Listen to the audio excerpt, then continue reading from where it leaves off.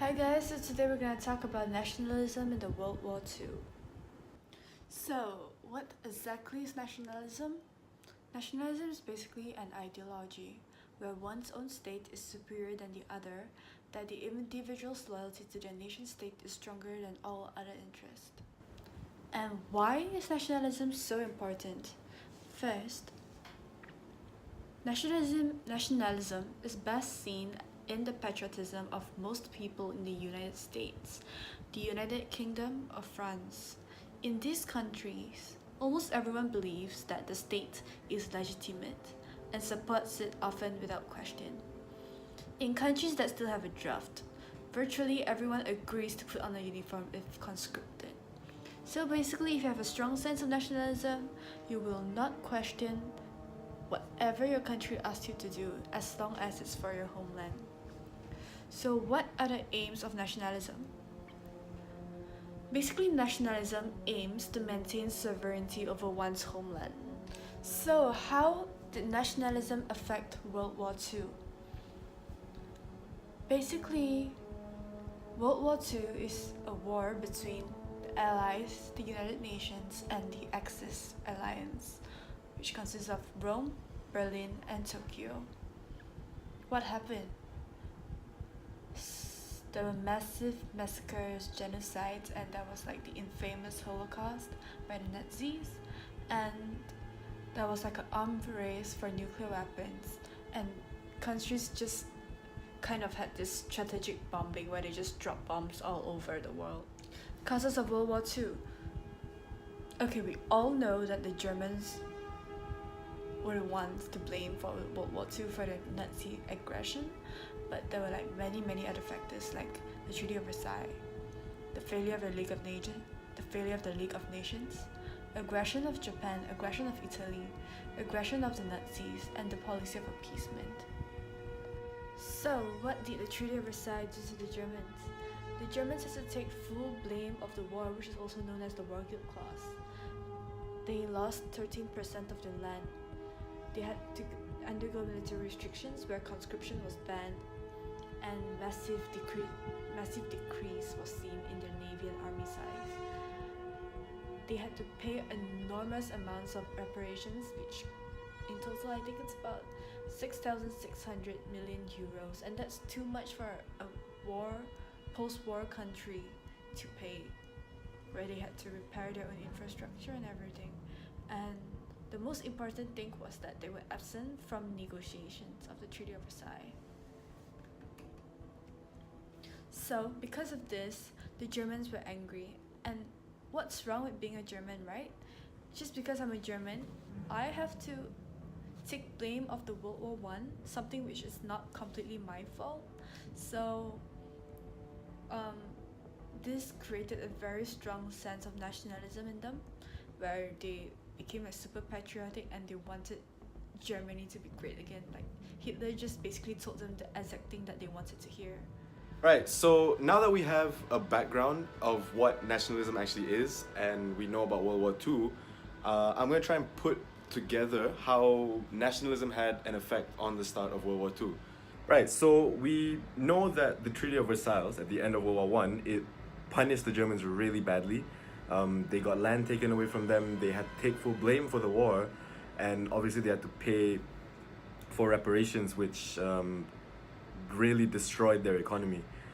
Long story short, Germany was a superpower and they crumbled, and the people of Germany were humiliated and they were in a very bad place. And it got to a point where German nationalists, like nationalistic Germans, were blaming protesters and politicians for betraying the army. And this claim that they were betrayed, it's just false, and that's not the reason they lost the war.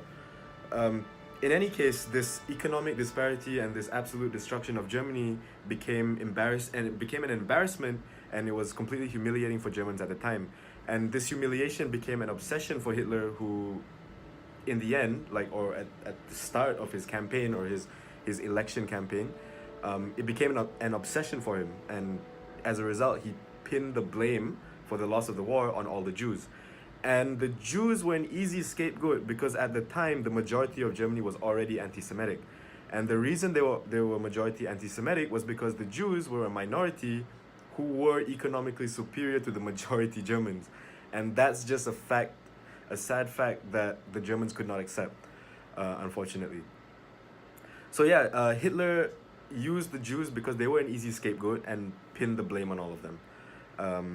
To give people sort of like something to cling on so that he could advance his ideology and he can gain power. So although it was really, really bad, it was still really smart what Hitler did. Eventually, after Hitler had began to advance his ideology and speak to people because he was a very good public speaker, he eventually joined the German Workers' Party. And after he joined the German Workers' Party, his influence and his power obviously increased.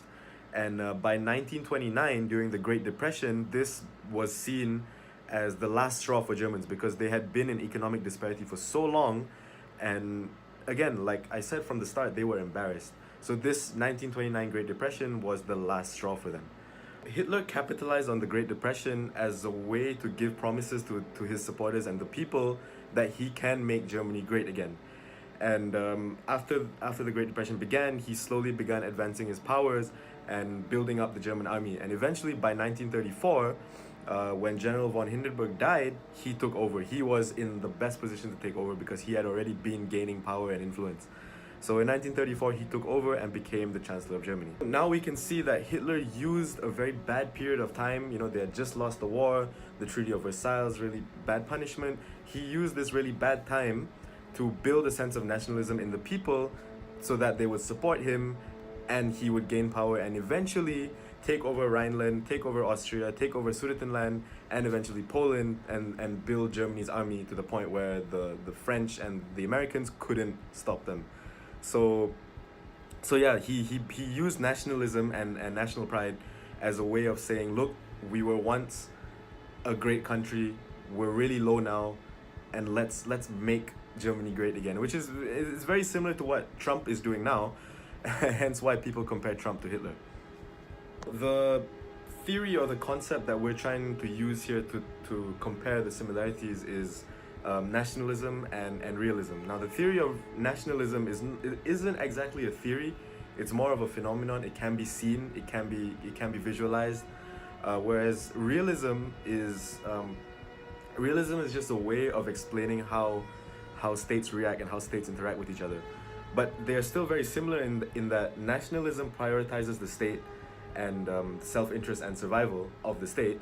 So does realism. If you are a country that practices realism, you must prioritize your self-interest and your priority is utmost.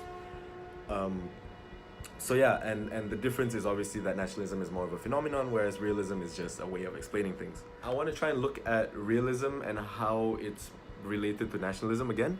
So realism basically is power politics. And what power politics is basically is a country's fight for power or a state's fight for power. And how do you gain power? You gain power firstly by protecting your self-interest. And nationalism affects power politics and how states gain power, and I'll show you an example of that. We have Trump's America First policy, and how that's related is that Trump's America First policy is a very nationalistic policy. Pulling out of the TPP, building the wall that separates the US and Mexico, the Iran nuclear deal, pulling out of that. It is all so that they can protect the interests of Americans. Hence why America First. Well, that's basically it. I mean, we know what nationalism is, and just so that I'm clear, nationalism is very different from patriotism, because patriotism is a very individual, I call patriotism a very individual sense of nationalism, whereas nationalism is mass patriotism used to achieve a political goal. So that's sort of the difference, and we've seen how nationalism or nationalistic ideology was used by Hitler to create Germany into a superpower and eventually, start the start of World War II. So yeah. So, how does nationalism and realism apply to Hitler's unification of Germany? It was nationalistic because Hitler brought a broken Germany population full of disparities together and unite and fight for a greater Germany through Hitler. He did this by making the people more devoted to the state and using the support as a fuel to advance his agenda. It reflects realism because his agenda of purification and territorial expansion reflects the principles of realism, which are serving a state's own self-interest and gaining power. Right, so that's pretty much it for our video. World War II had many causes, and obviously the consequences were very bad. And the cause or the start of the war can be attributed to many different things. This nationalism and Hitler using nationalism to build Germany up is just one of the many causes. You could blame France and the US for not stepping in soon enough. But I think the main cause and the main tool that was used and that was the reason the war started was nationalism and Hitler's use of it to build Germany up and make the people support him and for him to gain power.